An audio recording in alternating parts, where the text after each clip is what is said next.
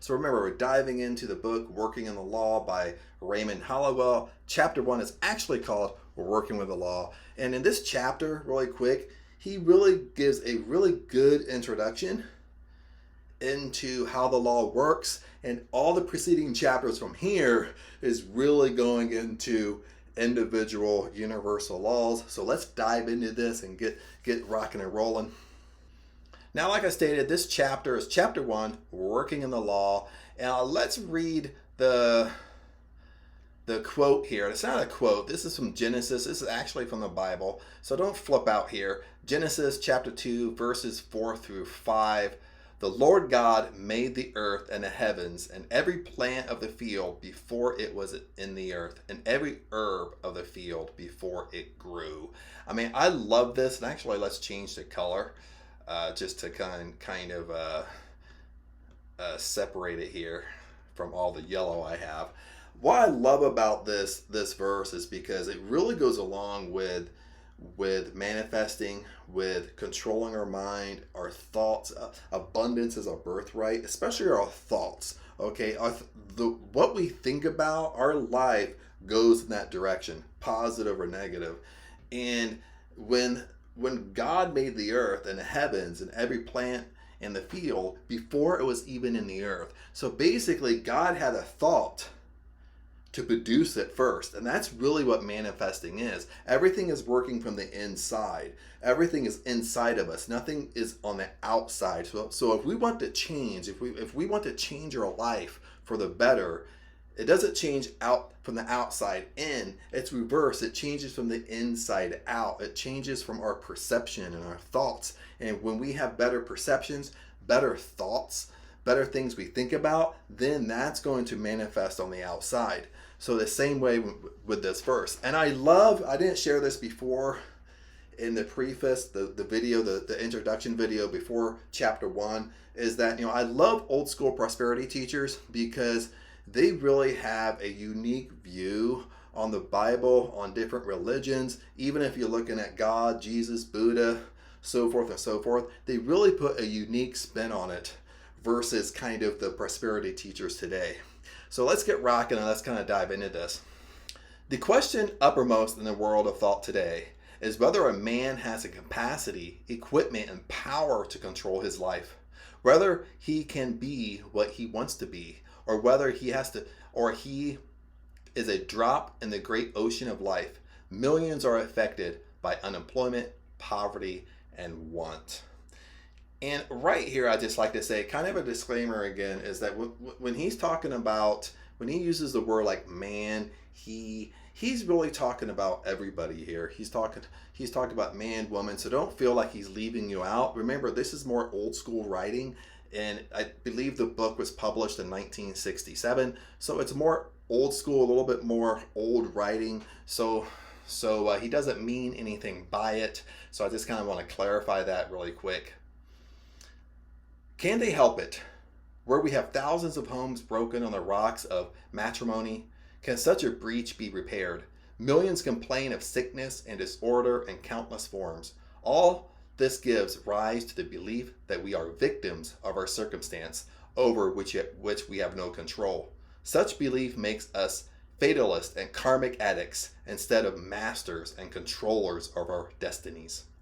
Now remember, as these chapters unfold, what we have to realize is that we are in control of our lives. Whatever's happening in our 3D world, whatever's happening in our lives, if it's negative, we've created that. And that's really a hard nugget to swallow, is that anything negative happening in my life, or like the law of karma, if we have the same things happening over and over and over in our lives, or the same similar things happening over and over and over in our lives, that we're creating it. Okay, we're creating it because, again, remember, is from the introduction before, remember, we're creating it because we're bringing energy to it. We're focusing on it. And when we bring energy and emotion and we focus on, we start playing it in our mind over and over and over. And remember, our subconscious mind cannot dictate between what's real and what's not. Okay, it's just It's as is. It's whatever we bring emotion to that's stating like, well, Chad's bringing emotion to this. Chad likes it, so we're going to bring more of what Chad likes, no matter if it's a negative. So that's really how our subconscious mind works. A fatalistic belief is contagious. And when man submits to its influence, believing that circumstances around him are stronger than the power within him, that man is defeated before the race is even run. And I love this. I love this. This is on green here. Yeah, this is on green. I love this here, right here, is because remember, I mean, it's really like you ever have a job, okay, and when you go to work, it can have a really negative atmosphere, or even if you're around negative or negative people, and it might not even be a negative person. It could be your friend, your best friend, but he's having a bad day, and he's telling you about his bad day. How contagious is that? How addictive is that it's so easy to be drawn into it. It's so easy to be drawn into that negative situation. And then when you walk away from that conversation, and even in the midst of that conversation, lots of times you can agree with it. You can say, oh yes, this happened to me. This happened to me today, or this happened to me last week. It's so contagious and addictive that we get pulled into it. Then when we walk away from that conversation, we're still thinking about that negative conversation and negative things that happen to us that's similar to what happened to our friend, in this example.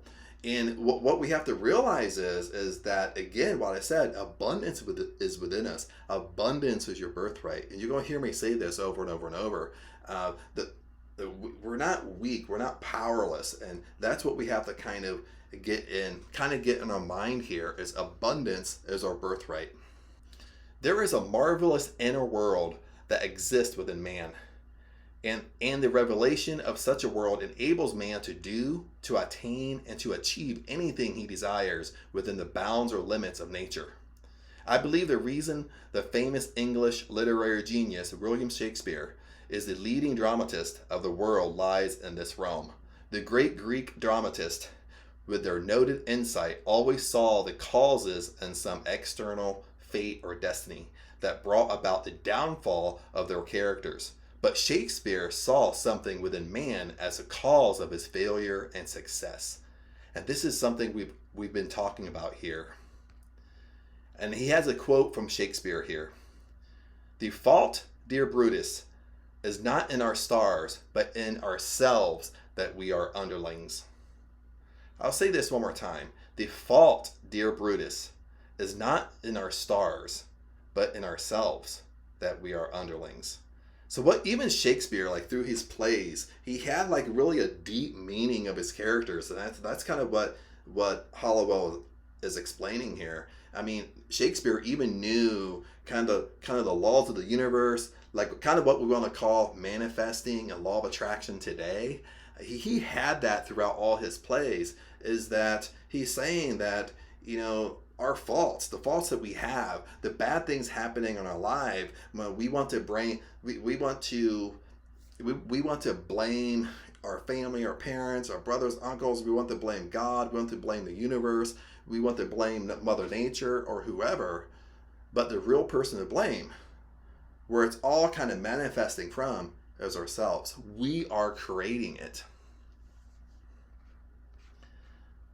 And right here, he kind of gives an example of Hamlet, but I won't go over, but there's no need to go over an example over example. If all conditions are the result of our actions, and our actions are the outcome or fruit of our ideas, then our ideas must determine the conditions in our daily lives. An idea is a thought or a group of thoughts. An idea is an image or a picture in the mind. There must have been an idea, a mental picture, back up every well-known achievement and invention. From the beginning, this is the creative plan. We read the first book of the Bible that the great architect God saw a finished pattern, an idea before it grew. There was a mental picture established within the mind of the Creator before it became a reality on the without in some form of a creature. Sorry about that. I was stumbling over my words. But here, he's going back to the quote, working with the law, the quote that he started off with that we read, that God in his imagination saw how he wanted earth, saw what he wanted before it was produced. So that's really the, like with manifesting, law of attraction, law of assumption, the power of our thoughts, the power of our imagination. Even if you follow like Neville Goddard, that imagination creates reality. This is what he's talking about here. Our imagination, you know, no matter we have like an image in our mind, we have several images in our mind, we have pictures in our mind, we have little scenes in our mind, we have movie scenes in our mind, like we're kind of like what happened at work. We easily play a great big scene or a movie scene in our mind, and from us kind of digesting it and staying in that moment, sooner or later that's going to manifest, that's going to become in real life, or we're going to get more of that, but we keep on playing in our mind. The Lord God made the earth and the heavens and every plant of the field before it was in the earth, and every herb of the field before it grew.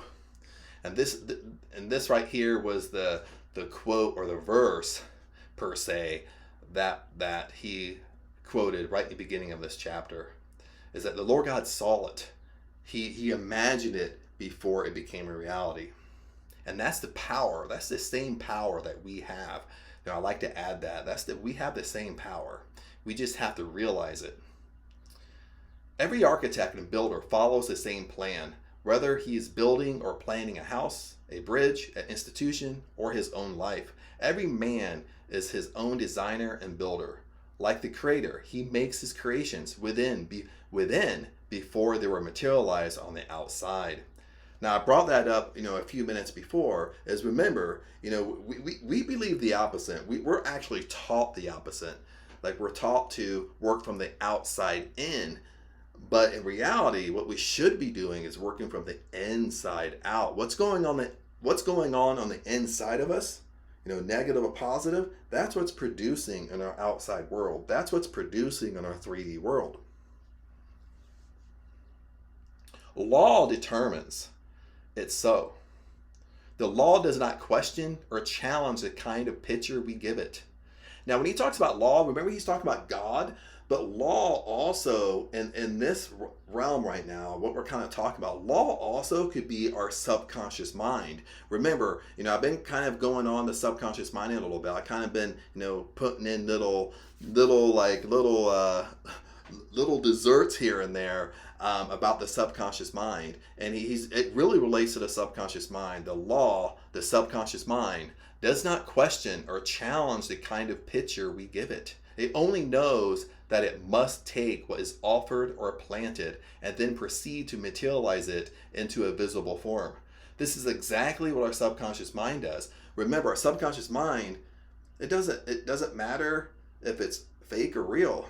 It doesn't matter if it's positive or negative. It's just what is. It's just taking what you're giving it and it's just making more of it.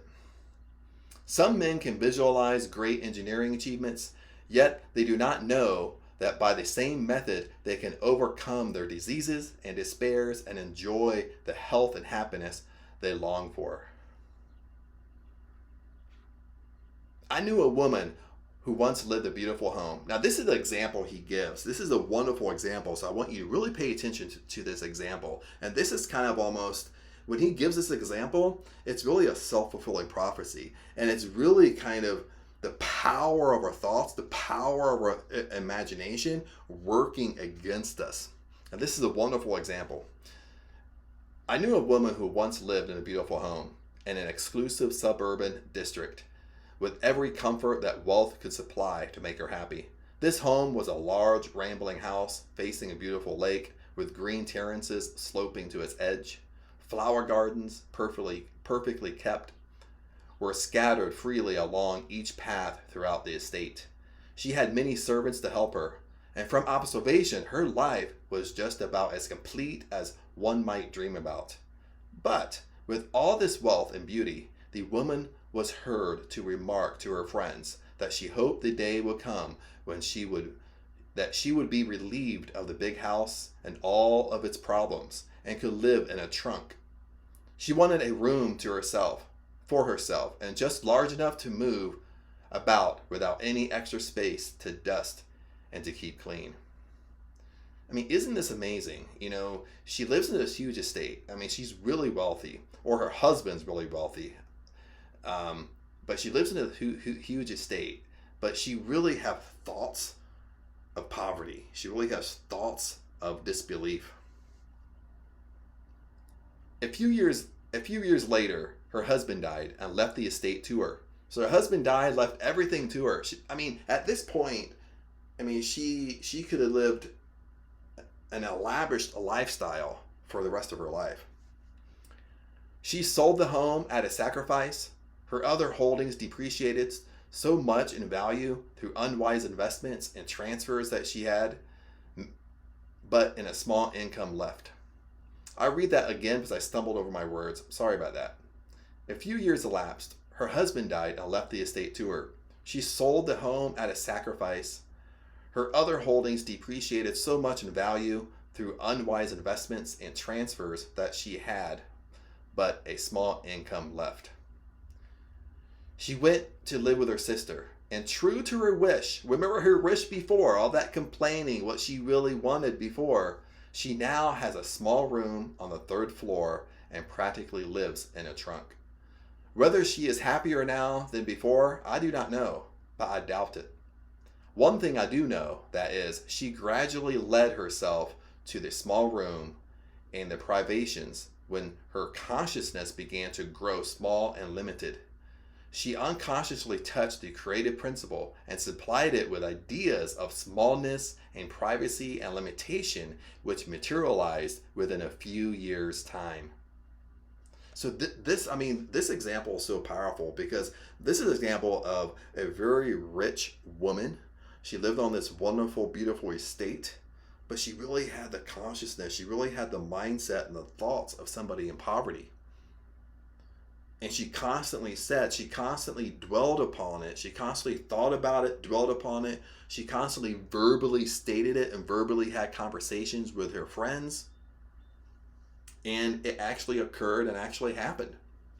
As we assimilate in our mind these ideas and mental pictures, we knowingly or unknowingly exercise a power to produce them. This is what we've been talking about, baby.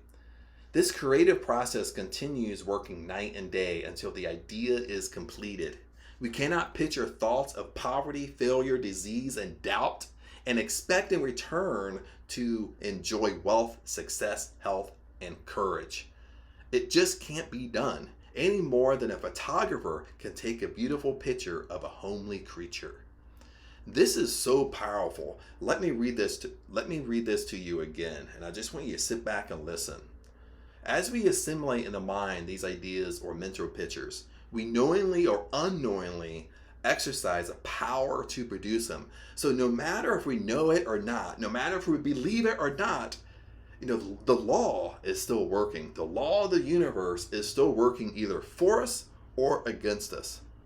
This creative process continues working day and night until the idea is completed. Now remember, he's really talking about the subconscious mind. So from here on out, and I'll remind you, now granted, when he talks about God, brings up God, God means law. Now law also means the subconscious mind. So a lot of like the old school prosperity teachers, when they would use the word law, they're talking about the subconscious mind. The subconscious mind works day and night. Remember, the subconscious mind doesn't sleep. Our body just runs subconsciously. We don't have to remember and remind ourselves when to breathe. If that was so, when I was doing this video, I would have already passed out many minutes ago. So we don't have to remind ourselves our whole body systems to work. Subconsciously that just handles it. So but on the other hand, our conscious mind is the rational mind. Our conscious mind is our thinking mind. Okay, most of the time during the day, our conscious mind is in control, but our subconscious mind is still there, but it's a little bit dormant, but it's still there. So our subconscious mind is working day and night. Our conscious mind, like when we start getting sleepy, our conscious mind gets sleepy. Like when we actually go to sleep, our conscious mind goes to sleep, but our subconscious mind at that point is wide awake. So he goes on and he says, we cannot picture thoughts of poverty, failure, and disease and doubt and expect the complete opposite. We can't expect to enjoy wealth, success, health, and courage if all we're thinking about all day long is poverty, failure, disease, and doubt. What we're getting here, like is going to attract like. So if you're thinking about poverty, failure, disease, doubt, you're going to get exactly that in your outside world, your 3D world. You're not going to get the opposite. So that's what he's talking about here. This creative principle is summarized in a sentence found in Proverbs. It reads, as a man thinketh in his heart, so he is. You may have read and heard this statement before. It has been taught and expounded by philosophers of every age. You may have tried to prove the statement by ridding from your memory all negative thoughts, but because it took determined and persistent effort, you wearied. Then you dropped back into the current and old conditions and ideas, and, if anything, became worse off than before. Others hearing the statement were not impressed, for they could not accept the assertions that all inharmonies of life are the results of their own beliefs. So he's saying here is that, some people just don't believe. Some people don't want to accept the law. Some people don't want to accept the laws of the universe. Some people don't want to accept that if bad things are happening in my life, well, I'm causing it. Some people just don't want to accept it. So it doesn't matter at this point. It doesn't matter if you accept it or not. The law is still working, either for you or against you. Or of their past thinking crystallized into beliefs. They prefer to blame this upon something or someone else. Even God is giving a share of the blame. There are others who believe that in God's good time, all things will eventually work out to their satisfaction. But this is not so. And this is really kind of great material here. Like even people, very religious, and I'm not saying anything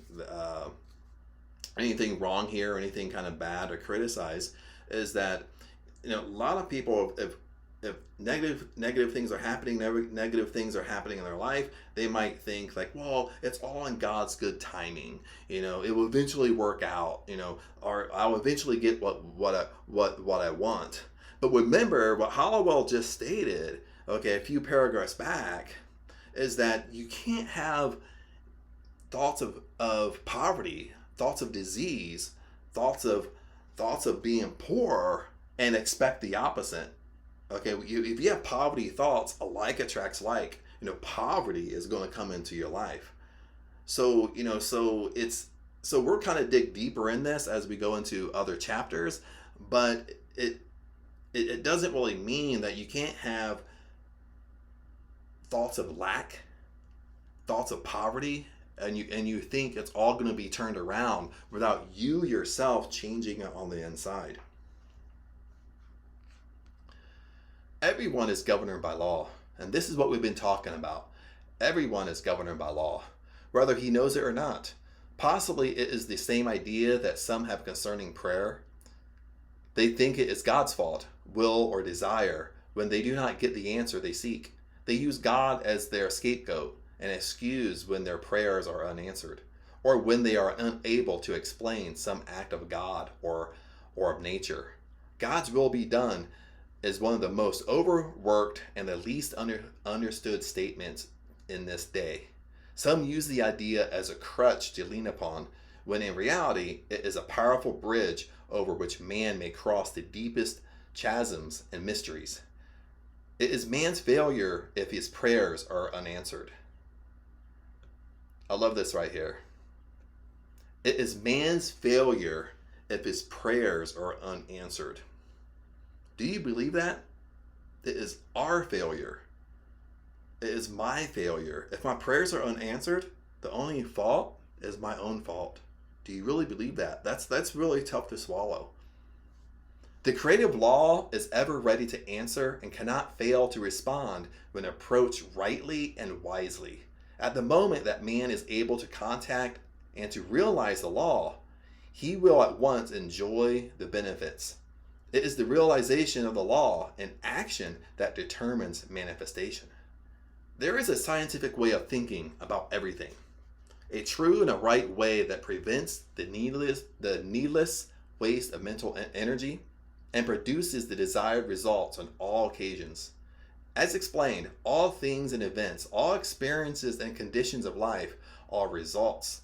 All results, however, will vary in quality and in quantity in accordance with the degree of knowledge possessed and the measure of the mind's activity.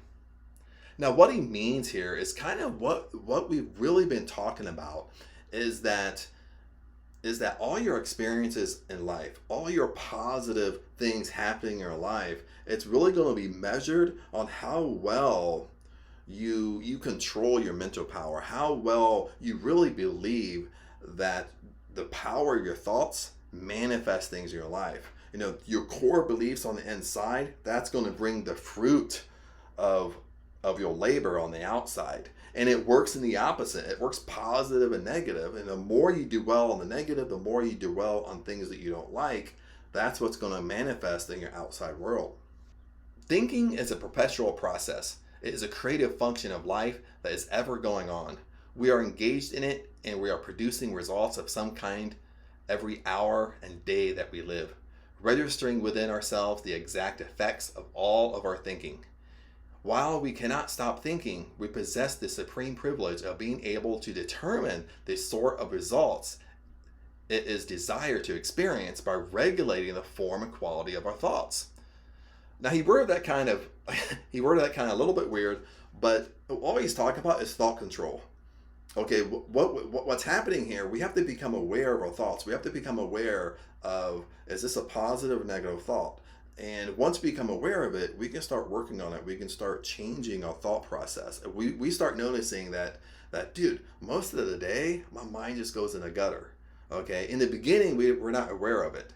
Then once we start doing these exercises, once you start becoming more and more aware, you're going to start realizing that your mind goes in a gutter all the time. And once your mind goes in a gutter, we can fix it. The great self-evident fact, which cannot be too often repeated, is that when we change our thinking for the better, and this is just what I've been talking about, we automatically change our lives for the better. Modern psychology has conclusively demonstrated that a change of thought must precede every change in the life and in the affairs of man. In the course of our studies, we have discovered that the more a mind is undeveloped, the more materialistic or lower its individual point of view. While the more developed the mind, the higher its individual point of view. It does not follow that because a person is worldly wise and has retained a large number of facts and experiences, such a one has a well-developed or high-evolved mind. On the contrary, that person may have an undeveloped mind and be largely dominated by the lower instincts, narrowness of thought, limited views, prejudiced convictions, and materialistic opinions are signs of a lack of real development. And when I read this, I kind of thought about Thailand, because I live in Thailand, and right now I'm in the United States. I'm in Ohio visiting family. My niece is going to get married here in about 1 week. So when I read this, it really reminded me of Thailand, because when I would meet like the Thai locals, sometimes go out to the bars and you talk to people working at the bar, the locals working in the bar, you talk to Thai women. A lot of them will say this. A lot of them will say, well, I'm not educated, but I'm wise. I have real life experience. And, they kind of pride themselves on it a little bit, that they have real life experience. But they're in poverty. You know what I mean? Like, they have real life experience. They think they're worldly wise. That they know a lot. They know how the world works. More like in their mind, more than someone who goes to college and stuff like that, has a great career and job. They think they're kind of more better off because they know how the world works. They know the nightlife in Thailand. They know the real world, but yet they live in poverty. So this is kind of what he's saying, is that, people that think they're worldly wise, they have all this experience, all these facts. On the contrary, this person may have an undeveloped mind. And what he means by an undeveloped mind, it doesn't mean the person is ignorant. It doesn't mean the person is stupid. It just means an undeveloped mind, what we're talking about here with abundance, with manifesting, with law of attraction. An undeveloped mind just means that you really don't believe that abundance is your birthright. You really don't believe that abundance is yours. You really don't believe that your thoughts and how you think is going to determine your life, and that's going to bring more of that in your life. That's really an undeveloped mind. That's what he means, that it's a lower consciousness, because your mind is undeveloped, because you have this superpower, but you're not aware of it, or you don't believe it. So if you have this superpower, but you can't control this superpower. The superpower is abundance. The superpower is we can have any life that we want. The superpower is abundance of the birthright. The superpower is that whatever we think about comes into our lives eventually. That's our superpower. But we're not aware of it, and we don't believe it. Well, we still have the superpower, but it's uncontrolled. So, meaning our thoughts are all over the place. And most of the time, even psychologists agree that when our thoughts are over the place, we have about anywhere about 65,000 to 70,000 thoughts every single day. And the stats on this, 70% of that is negative and redundant. So out of all of our thoughts that we have throughout the whole day, 70% of our thoughts is negative and redundant. And what redundant means is that we're constantly thinking about it over and over and over and over and over. We're constantly just playing the scene and the pictures in our mind over and over and over and over. And that's what we end up attracting into our life. That also leads into the law of karma, when the same things keeps on occurring over and over and over and over again. That's really kind of what he means by an undeveloped mind. Next, we may have to ask, is there such a law of mind? What is the law's intention? Some may think that the universal mind has no intention because it is impersonal. Yet Jesus tells us that the universal mind has definite intentions. He says, "Fear not, little flock. It is your Father's good pleasure to give you the kingdom." Thus, we see that the universal mind's intention is for the universal good. Therefore, our intention must take the same direction, knowing that whatever works for the universal good will work for the individual good, for the individual's health and happiness, on the same principle. The principle that which blesses the whole will bless all its parts. That is just so powerful. We hear much today about cooperation, united effort, merging of forces, and pulling together as a single unit or team. We know the advantage of teamwork in our games of sport and play. We learn from our games that no grandstand play or individual show-off is dependable. It is likewise true with the game of living life. No man can play the game alone. He must conform with the law. And it is better to cooperate with it than to be used blindly by it. Now here I love how he puts this, is that he must conform with the law. And it is better to cooperate with it than to be used blindly by it. And this kind of goes along, he's kind of saying it in a different way than I was explaining it, is that we either work with the law, we either work with our superpower, or we don't. But no matter if we work for it or work against it, it's still going to manifest what we're thinking. It's still going to give us our dominant thoughts, no matter if we want it or not. Someone said, "Man with himself as a partner is a fool, but with God, law is a majority." Thus, when man is able to combine or direct all his thoughts, ideas, and desires for good, he will be able to bring forth a continued stream of good. Listen to that. When you can finally bring all your thoughts, your combined thoughts, in one direction of good, one direction of all your thoughts are good, your ideas are good, your desires are good, that's going to manifest to you. That's going to bring to you good things into your life. It's going to bring you a stream of good. Again, referring to the Master and appreciating all the good work and miracles he accomplished, we see that he never took personal credit for the results. He's talking about Jesus here in the New Testament with all when he healed people and so forth and so forth. He knew the law, and by working with it, was able to perform miracles to the amazement of the unenlightened public. He said, "It is not me, but the Father, law, in me that does the work." Thus all these things work together for them that love good, live the law. Because the love of good unites itself with a stream of good, not because good steps out of its way to show its gratitude.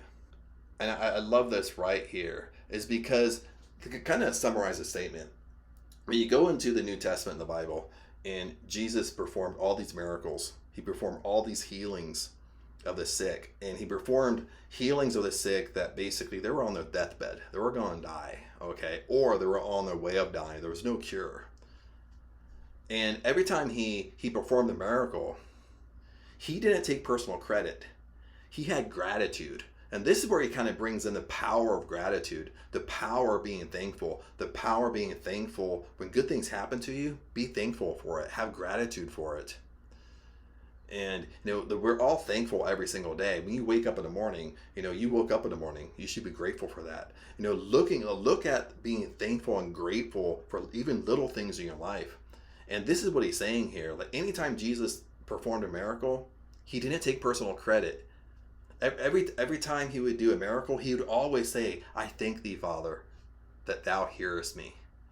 I thank you that you hear me." And it's, then he said in here, the quote that he used is that it is not me, but the Father. He's given the credit back to God. He's given the credit back to the law. And this is the last paragraph of chapter 1 here. We may realize from this lesson that we have the capacity for we can think, and in our thinking creates desires and ideas.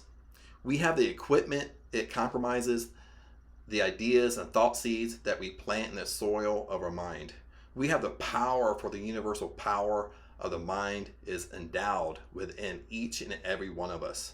All that we may ever desire to have and to be is ours for the asking as we correctly apply the law of life, the law of the mind. When a circumstance arises, we are not to come under it, to submit to it in servitude, but we are to surmount it, to overcome and master it by exercising the creative law of thinking, and thus grow in wisdom and power. For as Dr. John Murray so often said, we are according to our system of ideas. And this is where we're kind of going to wrap this up. And, from here on out, when we actually go into chapter 2 actually starts where Holliwell goes into individual universal laws and how it works for us and works against us, and how to really work with it to create success in our lives. But other than that, my friends, hopefully this helped. If you have any questions, again, comment down below, and attached to this video will actually be chapter 2. If it's not attached to this video, make sure you look for it, just because at this time of doing the video, each video is going to go public at different times. But anyway, search for chapter 2 if you need to. Blessings to you. Comment below. I want you to know where everyone is, your thoughts on this, your pros and cons, what's working for you, what's not working for you. But anyway, blessings to you. I love you, and I'll see you in the next video.